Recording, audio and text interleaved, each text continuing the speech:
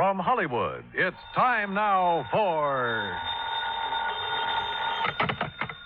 Johnny Dollar. Mr. Dollar, this is Henry Parker with Continental Assurance out in Reno. Well, how are things in Nevada, Mr. Parker? Terrible, sir, just terrible. Well, I'm sorry to hear that. What seems to be... Excuse me, Mr. Dollar. Yeah? There's someone here who would like to speak with you. Oh, who? Give me that. Who do you suppose it is, you sloth-eyed Pinkerton? Sounds to me like a cantankerous old character named Jodiah Gillis. Cantankerous? Why, you miserable... What are you doing in Reno, Mr. Gillis? I tell you when you get here. When I get... Oh, no, now, wait a minute. I can't wait. If I do, he'll be dead and it'll be your fault. Who? A feline friend of mine. A what? Oh, being uncouth like you, you'd probably call him a cat. Oh, no. Look, Jodiah. Also, he's rich. He's what? Rich, yes, sir. Last week he inherited $60,000. This week somebody's making sure he won't live long enough to spend it.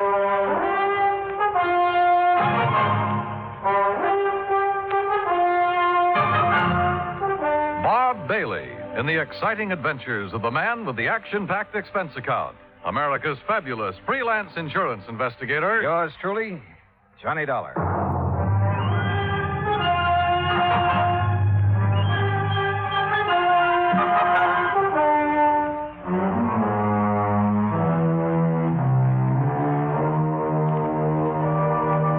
Expense account submitted by Special Investigator Johnny Dollar to the Continental Assurance Company, Reno, Nevada. The following is an account of expenses incurred during my investigation of the Felicity Feline matter. Expense account item 1, $164 air transportation, Hartford to Reno. En route, I wondered again what Jodiah Gillis was doing in Nevada. At Reno, he was on the flight deck waiting for my plane, and standing beside him, wearing a dark suit and expression to match, was a tall, cadaverous-looking gentleman. As I started down the ramp, Jodiah began calling me. Yeah, there he is. Dollar, yoo-hoo. Hey, Johnny. Oh, hi. Afternoon, Jodiah. Well, you are a sight for sore eyes, boy. Yes, indeed, you are. Johnny, this is my friend and business associate, Henry Parker. Mr. Parker? Oh, I'm certainly glad you've arrived, sir. That's so? Yes, Mr. Gillis has been quite concerned over Felicity. The Felicity? The feline. What do you think you came out here for? Your help? Well, no. Yeah, then give Parker your checks. My checks. So what's the matter with you? The altitude affect your mind? Hand over your claim check so Parker can fetch your luggage. Sure. Here. Yeah. Go on, Parker. Go on. We haven't got all day. Whatever you say, Mr. Gillis. We'll be in the waiting room. You hurry up. Yes, sir. Now, come on, Dollar. Come on. Jodiah, before I left Hartford, I tried to check up on this Continental Assurance Company. Nobody ever heard of it. A lot of things those white-bellied clerks in Hartford haven't heard of. But the fact is, Continental ain't exactly worldwide. Oh? In here. No, sir.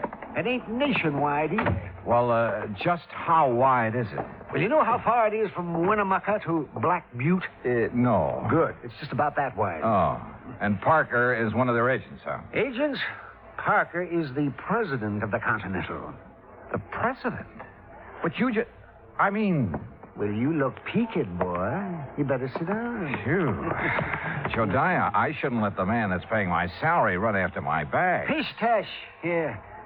Take a look at this. It's my new business card. Yeah, go on, read it. Jodiah Gillis, chairman of the board, Continental. What? Yes, sir. But Floyd's of England has always carried your policy. Carried, yes, past tense. I don't take guff from anybody, especially a ninny of an insurance agent telling me what I can insure and what I can't. You had a fight with him? Yep. My cousin Rachel, oh, she's a sweet girl. She lives in the Belgian Congo. She sent me an African anteater. Now, all I wanted Floyd's to do was insure it for $15,000. And of course they wouldn't. Nope. So you canceled all your policies and bought the controlling interest in Continental. Same as anybody else would have done. Oh, sure. And naturally, you insured this anteater. Yeah, Archie. That was his name. Was his name. What happened to him? Well, it was a terrible thing, Johnny. Oh, it was just poor old Archie. He overindulged. He did what? He overindulged. He found a house full of termites. Oh. Yes, finally died. Acute indigestion. Too bad. But of course, Continental Assurance paid off. And of course they paid off, and with a smile. Same as they paid off the $60,000 to my feline friend, Felicity. What 60,000 to Felicity? What do you think? The 60,000 Felicity inherited from Mrs. Hammermeyer. And who is Mrs. Was. All right, was Mrs. A Hammelmeyer. client of Henry Parker's. Had a life policy for 60,000. Felicity was the beneficiary. But didn't she have any children or relatives? She had one brother, a nephew, and a niece. Oh, of course, not counting Mrs. Hawkins, who was Mrs. Hammermeyer's best friend. You see, the two ladies lived together 15 years. Right now, Mrs. Hawkins has been appointed trustee to administer the 60 grand as Felicity needs. Oh, I see. Yes, you'll meet her as soon as we get settled. Jediah, what makes you think someone's trying to kill that cat? I don't think so. I know it. There have been 2 attempts in 2 weeks. You ask Mrs. Hawkins. She'll tell you. Mr. Gillis. Mr. Dollar. Well, it's about time, Parker. Well, come on, Johnny, come on. We'll take you down to the Mapes. The Mapes? The Mapes Hotel. I'm staying there. And if it's good enough for me, it's good enough for you. The Mapes Hotel stands high above Virginia Street overlooking the Truckee River. After Gillis checked me in and introduced me to the owner, Mr. Charles Mapes, I unpacked, then went with Jediah out to the old Hammelmeyer place where Felicity the cat, Mrs. Hawkins, and the relatives still lived. We rang the old-fashioned doorbell and waited. In a moment, the door was opened by a pasty-faced man of about 28. Yeah? Oh, Mr. Gillis. Yes, afternoon, Oscar. Mrs. Hawkins in? Ain't she always? Who's he? He's a friend of mine who's also an insurance investigator. An insurance? Name's Johnny Dollar. Johnny, this is Oscar Emmett, the late Mrs. Hammermeyer's nephew. I am. I suppose you're here about that lousy cat. That's right. Come on in. I'll tell the old lady you're here. You know where the living room's at, don't you, Mr. Oh, indeed I do. Oh, friendly sort of character. Oscar's like the rest of the Emmets. They just can't stand seeing Felicity eat steak when they got to have tuna casserole. In here, Dollar. All right. Well, what kind of work does he do? Work? Oh, Oscar, none of the Emmets work. No, sir. Not even Mrs. Hammelmeyer's brother? Emmett spends all his time in the gambling halls. You know, gambling's legal here. He a professional? Oh, no. He's got a slot machine route. He goes around poking his finger in the payoff trays, picking up the nickels and dimes that people overlook. I see. Yeah, let's sit down here. Let's sit down. What the... Oh, Felicity! That cat has claws. Oh, you stepped on his tail, you stupid... Tell him you're sorry, Dollar. Well, I didn't know he was there. Sorry, Felicity. Oh, the bad man didn't see you. What's going on? Felicity, you get right down off that table. You hear me. Oh, you...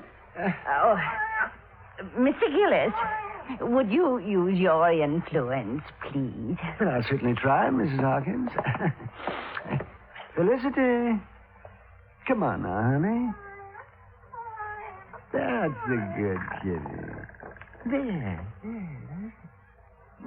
Now. I just put out a nice dish of scallops for him. Oh, you hear that, Felicity? Scallops. Oh, yum. Sure. So you run along now. Bye-bye. Oh, I do declare I've never seen a man who has such a way with animals. Well, And that goes for lonely widows, too, Mr. Gillis. Oh, now, Leona, stop. Jediah. Oh, yeah. Mrs. Hawkins. Leona is just fine. Yeah, well, this is the young fellow I was telling you about, Johnny Dollar. Oh, well, this is indeed a pleasure, Mr. Dollar. Jediah told me so much about you. Oh, is that so? You're much more handsome than I imagined, Mr. Dollar. Yeah, now, good gravy, Leona. Now, you just tell him what's been going on around here. You mean about Felicity? Yeah, that's what I mean. Well, somebody's after him. Trying to kill him. Tell me, has an actual attempt been made on his life? Wednesday night a week ago. I let him out just before I went to bed, like always. Uh-huh. He'd been out about an hour when it started to pour. And knowing Felicity hates to get wet, I opened the front door to call him. Well, just as he was crossing the street, I heard this big car start up, Yeah? and it zoomed straight for Felicity. Whoever was driving it almost turned over, trying to hit him. You didn't get a good look at the driver, huh? I didn't get any kind of a look. It was too dark. Well, what about the car? What make was it? If I knew that, I'd have already told you that. I haven't any secrets from him.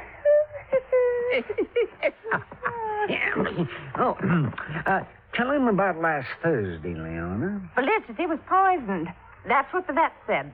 Somebody put arsenic in his lobster. Lobster? Oh, yes, he just loves it. According to the instructions Mrs. Hammelmeyer left, he's to have lobster once a week, steak 3 times, and boiled chicken every Sunday. I see. Yes, and as long as I take care of him and obey her instructions, I can live here rent-free, same as her kin, the Emmets. Uh-huh. Same as them. Mr. Gillis, just who gets Felicity's money in case he dies? The Emmett family? We aren't sure. Oh, why's that? Because Mrs. Hammermeyer left a sealed envelope to be opened only in the event of Felicity's death. Oh, the Emmets will get all that's left, Mr. Dollar, I'm sure of it. No, Leon. You mustn't look on the dark side. Well, I did rub Mildred's, Mrs. Hammelmeyer's back and bunions for a good many years. Did her marketing, so she got her medicine on time. I do hope she appreciated Oh, it. she did, Leona. You see. You dear, sweet man. Hello? Anybody home? Where is everybody? We're in the living room. Yes, I figured they'd start flocking in. Now it's dinner time. Dollar. Yeah. It's Joyce Emmett, the niece. She hates cats. Told me so herself. Oh. Well, evening, Mrs. Hawkins. Do I have time to take a shower before dinner? Oh, I didn't know he had company. Mr. Emmett, Joyce, you both know Mr. Gillis. Yes. Hi, Mr. Gillis. Terrible. And this is Mr. Johnny Dollar. He's investigating the trouble we've had about Felicity. After the would-be cat killer, huh, Johnny? Yeah, that's right. I'll lay 8 to 5 you never catch him. Or her. Could be a woman, you know. Oh, yes. It most certainly could. Why, Joyce, the way you say that, you act as if you want Mr. Dollar to start investigating you. Maybe I do. How about it, Johnny? Well, how do you feel about Felicity, Miss The Emmett? same as everyone else in this house. Aunt Mildred had no business leaving all her money to that creeping night crawler. Joyce. Well, he is. Mr. Dollar, just what interest do you have in Felicity? He isn't insured. Mr. Gillis sent for me, Mr. Emmett. He did? Yes, I did. Continental has a moral responsibility to see that the funds handed over to widows, children, and dumb animals are protected from swindlers, connivers, and blackguards, of which I'm sure this house has many. Why, you pompous, wrinkled old Romeo. Joyce, please, if you can't hold your tongue, leave the room. Well, what I said is the truth. Man his age getting romantic. You wait, girl. 30 years from now, you'll be mighty glad men my age can get romantic. That's telling it. Mr. Emmett. Mr. Emmett, do you share your daughter's opinion of Felicity? Why, of course I do. I'm a dog man. Besides, I can't see why she left all that money to the critter. Mrs. Hawkins has figured up what it costs to keep him like a king every week. Yes, $23. Maybe a trifle more by the time I get him out of the pretty kitty. The pretty kitty? Well, it's a beauty parlor for cats. Felicity has a standing appointment there every Friday at 1. Oh, no. $23 a week. You know how many weeks it'll take him to spend that $60,000, not counting the interest that'll add up while he's doing it? No, not exactly. No, I know. 2,600 weeks. 50 years. And believe me, the odds of any cat living to be 50 years old, well... I'll lay you 10 to 1 he doesn't live another 6 months. Joyce. Oh, speak of the devil. Well, hello there, Felicity. Oh, did you know we were talking about you?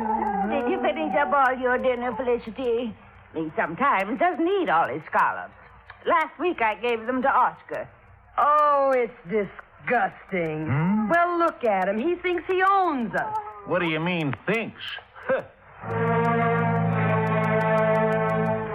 A few minutes later, Jodiah drove me back to the Mapes.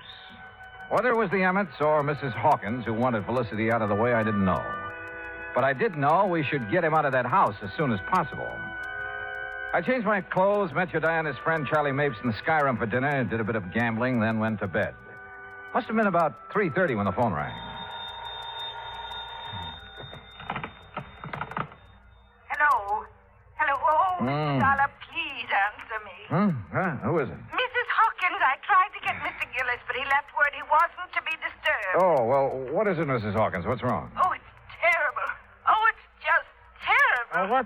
What is it? What's happened? Felicity, he... Felicity, what? I let him out about 10, but he's disappeared. Mr. Dollar, I know he's been killed.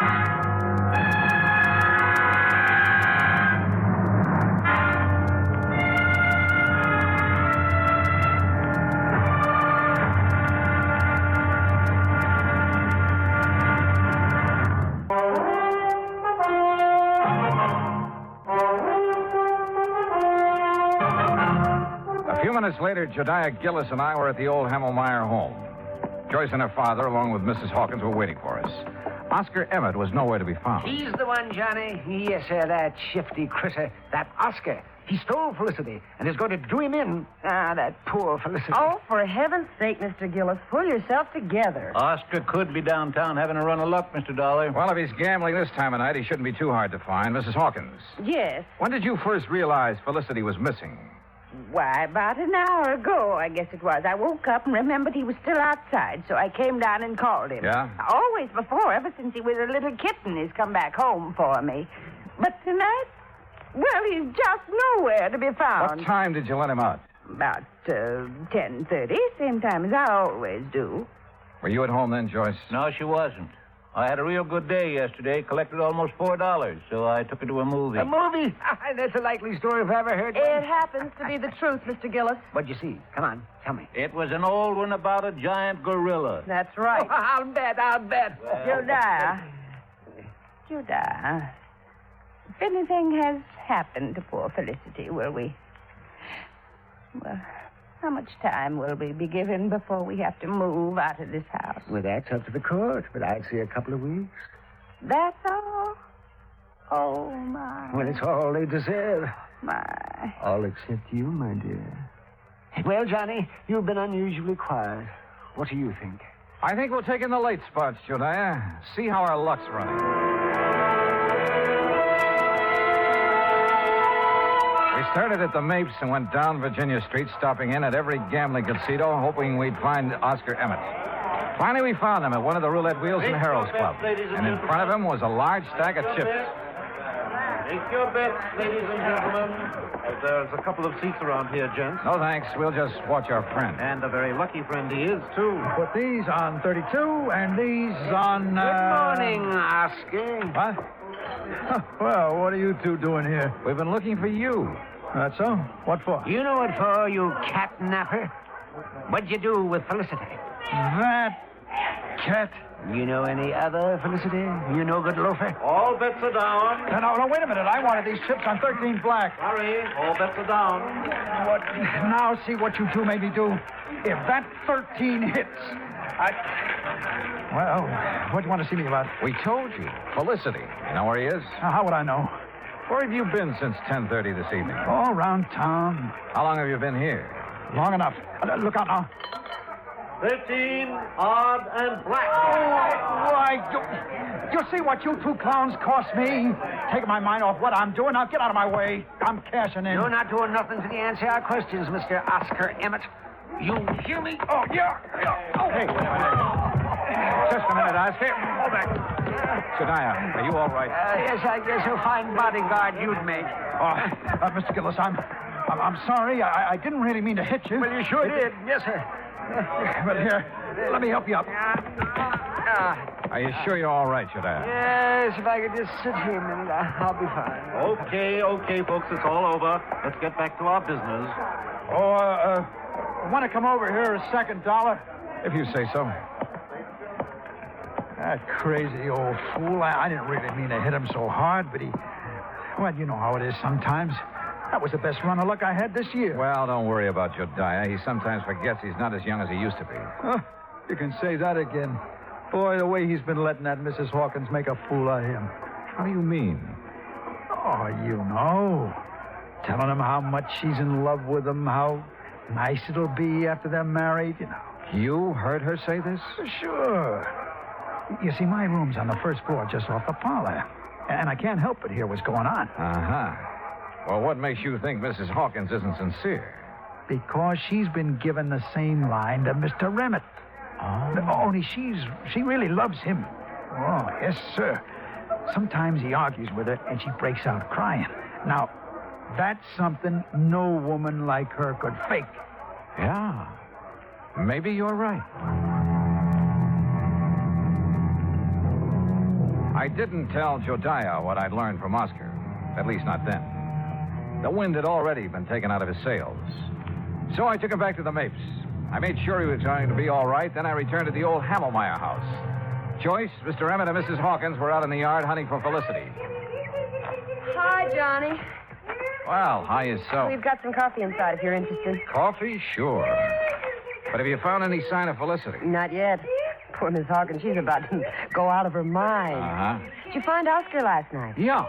He's been having a session downtown at a roulette table. That's what I thought. Johnny? What will happen if we don't find Felicity? I mean, if he's just run away, we won't be able to prove he's dead. And the money... Well, what will happen? Do you know? Well, I imagine there'll be a waiting period, and then the court will declare Felicity dead, and the money will go wherever Mrs. Hamelmeyer has willed it. Mm-hmm. Oh, I sure wish I knew what's in the envelope Mr. Gillis has locked in his office. Mrs. Hawkins! Joyce! Mr. Dollar! What is it, Dad? In here, quick! Johnny, he's found something in the garage. Come on. The garage was about 25 yards from where we'd been standing. We made it nothing flat. Inside, toward the back and on the ground, was a small hatchet. And near the hatchet was some blood and cat fur. Oh, Johnny. Oh, no. Poor Felicity. Oh, the poor thing. Well, it looks like he met his end here, and then whoever did it carted him away, Dollar? Looks that way. Johnny, take me out of here. Yeah, sure, Joyce. My goodness, so ashamed. And you know I hated that cat. I really wanted him dead, but not like this. Not... Oh, hey, come on now. I know it's silly of me, isn't it? No, I don't think it is. Oh, Mr. Dollar, Yes, ma'am. will you be kind enough to notify Mr. Gillis? I'm afraid I just couldn't speak about it over the telephone. Of course. I'll be glad to. I drove Jediah's car back to the hotel. I made sure he was feeling better, then told him what we'd found in the garage. Naturally, he wanted to call out the police reserves, but I managed to talk him out of it. At 10 o'clock, I made some telephone calls to the local banks. When I got the information I'd been after, Jediah and I again drove out to the Hamelmeyer house. Well, I expected you two gentlemen a couple of hours ago. Sorry, Mrs. Hawkins. I had some things to take care of. Oh, well, come in. What's the matter with... Why, Jediah Gillis, you've been fighting. So I have, woman. So I have. Street brawling, and at your age. Seems like I've been doing a lot of crazy fool things at my age. Now, just what do you mean by that? You know very well what. Pulling the wool over my eyes. Let me think that I'd found a true sweetheart at last. Oh, you miserable Jezebel. Mr. Dollar, whatever is he talking about? How about you and Mr. Emmett? And how you plan to use Jediah's friendship to get you out of trouble in case your little scheme failed? Well, I still don't understand. No? Well, suppose I tell you that you did away with Felicity yourself. Why, you can't prove that. I won't need to. Jediah's having a copy made of all your bank deposits since the time you moved in with Mrs. Hamelmeyer 15 years ago. And started taking care of her by paying her bills, ordering her food and medicine, and pocketing a good share of the money for yourself. Well, why shouldn't I have? She didn't give me 1 cent of salary. Oh, I know. And your bank balance shows you have $47,000 on deposit. All right. All right. But I'll pay it back. You'll see. Oh, they won't be able to do a thing to me. No, sir. Mildred Hamelmeyer appreciated me even if nobody else did. Or does. You'll see. My name will be in that envelope. She wanted me to have that money all the time. I know she did. Hi. Ready to read the will? Yeah, just about. Joyce, you and your father sit over there, huh? Mm-hmm. Wherever you say, Mr. Dollar. Okay, Jediah, open the will. Sure I will.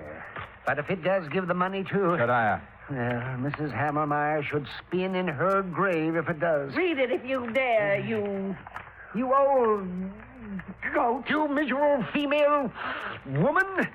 Yes, well, I'll read it now. Here we go. Codicil to the last will and testament of Mildred Emmett Hamelmeyer. Witnessed by... Yes, there's a lot of legal gab here. Here we are. The monies unspent after the death of the cat known as Felicity shall... Well, hold it smooth. Mr. Gillis. This is no time for laughing, Gillis. Read it, Jediah. Yes, please. Oh, doggone. I'll read this thing again.